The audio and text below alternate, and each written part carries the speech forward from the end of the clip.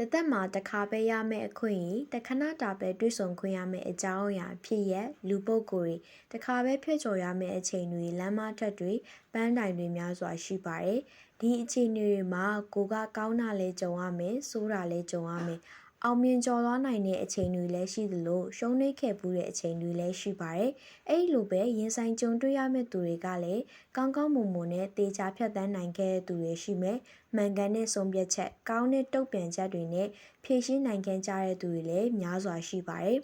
တစ်ဖက်မှာနောက်တစ်ခါပြင်ဆင်ခွင့်မရှိတော့တဲ့ဆုံးဖြတ်ချက်အမှားမျိုးနဲ့လှုံ့ဆော်လိုက်တာတခဏတာဖြစ်ပေါ်လာတဲ့စိတ်ခံစားချက်ပေါ်မူတည်ပြီးတော့တုတ်ပြန်လိုက်တာတွေလည်းအများကြီးရှိပါတယ်အဲ့ဒီအခါနောင်တဆိုတဲ့နောင်မလွန်မရတဲ့မှားခဲ့တဲ့အရာတွေကိုပြန်တန်းတာခြင်းကတိတ်ကိုဝမ်းနဲ့ကြေကွဲဖို့ကောင်းပါတယ်ဒီနေ့မှာတော့အဲ့ဒီရှင်းပြခွင့်မရတော့တဲ့နောင်တတွေကိုဘယ်လိုတားဆီးမလဲဆိုတာကို focus အားဖြင့်ဆွေးနွေးသွားမှာဖြစ်လို့ဝီလိုနီတို့နားထောင်ကြည့်လိုက်တော့နော်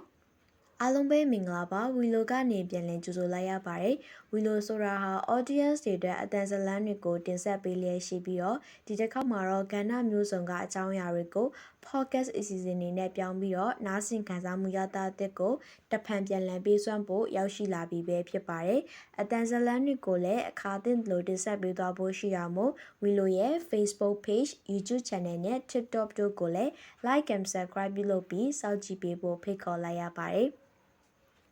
ပထမဆုံးအနေနဲ့ကတော့မိမိကိုယ်တိုင်လက်ခံမှုပဲဖြစ်ပါတယ်ဘဝမှာဆုံးဖြတ်ချက်တွေများစွာကိုချမှတ်ရတဲ့အခါတစ်ခါတလေရှုပ်ထွေးလွန်းတာတွေနားလည်ရခက်တဲ့အခြေအနေတွေအတားအဆီးတွေများစွာကြုံရတဲ့အခါကိုယ့်ရဲ့ emotion ကထိန်းချုပ်မရတာမျိုးတွေဖြစ်နိုင်တာကိုသိထားဖို့လိုပါတယ်လူဘဲကိုဘယ်လိုလုပ်ပြီးတော့လဲကျပြိုလဲနိုင်တဲ့လောကရဲ့ပေးတဲ့ဝင်နဲ့ကြုံတဲ့အခါမှာအကောင်းဆုံးကြော်ဖြတ်နိုင်ဖို့ကတော်ယုံသူတော်မလွယ်ပါဘူးကျွန်တော်တို့ရဲ့ emotional brain ကဒီလိုအခြေအနေတွေမှာဒီလောက်ကိစ္စကိုဘာလို့ငါမလုပ်နိုင်ရမှာလဲဘာများကြောက်စရာရှိလို့လဲဆိုပြီးတော့ logical brain ထက် emotional brain ကပိုပြီးတော့အလုပ်လုပ်နေတဲ့အခါမျိုးကြီးရဲ့တခြင်းလိုပဲအချိန်မီပြင်ဆင်ခွင့်မရှိတော့ရင်မှားပြီဆိုတာကိုသိဖို့လိုပါတယ်ဒီလိုမျိုးကကိုယ့်ရဲ့ခံနိုင်ရည်စွမ်းရည်ကြမ်းကြမ်းခံနိုင်မှုပြည့်ပြတ်သားသားဆုံးဖြတ်နိုင်သေးလားငါတော့ဘလို့မှကင်တွယ်လို့မရနိုင်တော့ဘူးအစီမပြေနိုင်တော့ဘူးထင်ရင်မစခင်တည်းကအကူအညီတောင်းခံတာအကြံဉာဏ်တောင်းတာတွေကိုလုပ်သင့်ပါတယ်ကိုလိမ်လို့မရတယ်လို့ကိုအကြောင်းကိုလည်းကိုယ်တိုင်အသိဆုံးပါချစ်လာပါပြီဆိုတဲ့သူတွေချစ်သူရေးစားတွေတောင်ကိုယ့်ရဲ့မဖော်ပြထားတဲ့အတွင်းစိတ်ကိုမမြင်နိုင်ပါဘူးဒါကြောင့်ရဲရဲကြီးလက်သင့်ခံနိုင်ဖို့လိုပါတယ်ဒါကရှက်စရာမဟုတ်သလိုကြောက်စရာလည်းမလိုပါဘူးနောက်တစ်ခုအနေနဲ့နောက်တစ်ကြိမ်ရှင်းပြခွင့်များတော့တဲ့နောင်တတွေရဲ့ဒုတိယအတားဆီးတဲ့သောချက်ကတော့အလင်းစီကိုလှုပ်เสียမလိုအပ်ခြင်းပဲဖြစ်ပါတယ်ဘယ်အရာမဆိုစဉ်းစားဖို့လှုပ်ဆောင်ဖို့အချိန်တိုင်းတာတစ်ခုထိရှိပါတယ်ဘလောက်ပဲအရေးကြီးလာပါတယ်ဆိုတဲ့ကိစ္စဥပမာစာချုပ်ချုပ်တာဖြစ်ဖြစ်လက်ထပ်တာဖြစ်ဖြစ်စဉ်းစားဖို့အချိန်ဆိုတာရှိပါတယ်ဒါကြောင့်ပြီးရင်ပြီးရောပြီးစလွယ်ဆုံးဖြတ်ချက်မျိုးအရေးမကြီးတော့ပါဘူးအလော30လောက်ဖို့မလိုဘူးဆိုတာကိုသိဖို့လိုပါတယ်ဒီနေရာမှာတစ်ခုရှိတာကအလင်းစီကိုလုံးစရာမလိုဘူးဆိုပြီးတော့အချိန်ဆွဲတာပါဟုတ်ပြီဒီ podcast ကိုနားထောင်ပြီးတော့အလင်းစီကိုလုံးစရာမလိုဘူးဆိုပြီးတော့စဉ်းစားတာကတက်တက်လုံးမလုပ်ခဲ့လိုက်တာတသေးချာချာဆုံးဖြတ်ချက်ပြတ်သားမှုတစ်ခုမပေးနိုင်ဘဲနဲ့တစ်ဖက်သားကိုစိုက်ငင်ထားတာကပိုပြီးဆိုးတယ်ဆိုတာကိုသိဖို့လိုပါတယ်ဥပမာဆိုရရင်ချစ်တယ်ဆိုတဲ့အဖြေကိုပြန်ဖြေခွင့်ရှိပါရဲ့နဲ့မပြောလိုက်တာချစ်သူရည်စားခြင်းစကားများကြလို့တောင်းပန်ပါတယ်စကားတစ်ခုကိုမလိုသေးပါဘူးနောက်မှပြောလိုက်မယ်ဆိုတဲ့ဆုံးဖြတ်ချက်တွေပါ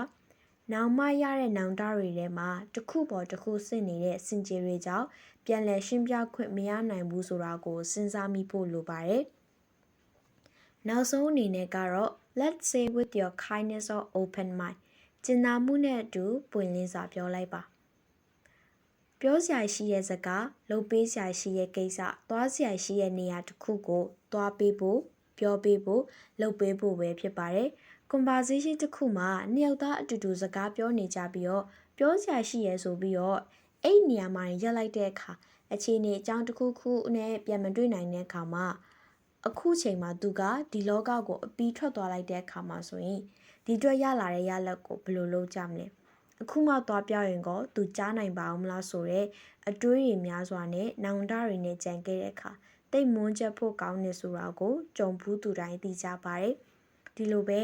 ကောင်လေးတယောက်ဒါမှမဟုတ်ကောင်မလေးတယောက်ကကိုယ့်ကိုဖွင့်ပြောထားတယ်ကိုယ့်ဘက်ကချစ်သည်ဖြစ်စေမချစ်သည်ဖြစ်စေအဖြေတစ်ခုကိုသေချာစဉ်းစားပြီးတော့ပြန်ပေးတာကလည်းနောင်တမရတဲ့ရွေးချယ်မှုတစ်ခုပါ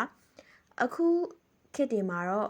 ပြန်ဖြေပေးလဲတည်တည်နာပေါ့ဒါက flip နေတာပါလို့ကြီးစဲတာပါလို့ဆိုတာကတစ်ဖက်လူကကိုမဟုတ်သလိုကိုယ့်ရဲ့စိတ်နဲ့မတူဘူးဆိုတာကိုလည်းမမေ့ဘူးလိုပါတယ်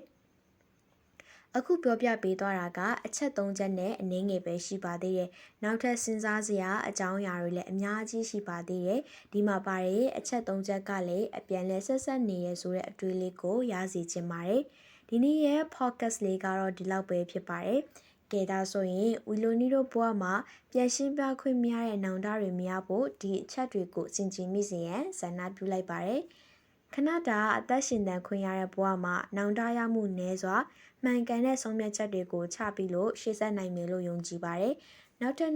ဘလို့အကြောင်းအရာတွေကိုတင်ဆက်ပေးမယ်ဆိုတာကိုဆက်လက်စောင့်မျှော်ပေးကြပါဦးနော်။ဝီလိုနီတို့သိချင်တဲ့အကြောင်းအရာဝင်မြပေးစီလိုတဲ့အကြောင်းအရာတွေရှိရင်လည်း comment box မှာဖော်ပြပေးသွားလို့ရပါတယ်နော်။အားလုံးကိုကျေးဇူးတင်ပါတယ်။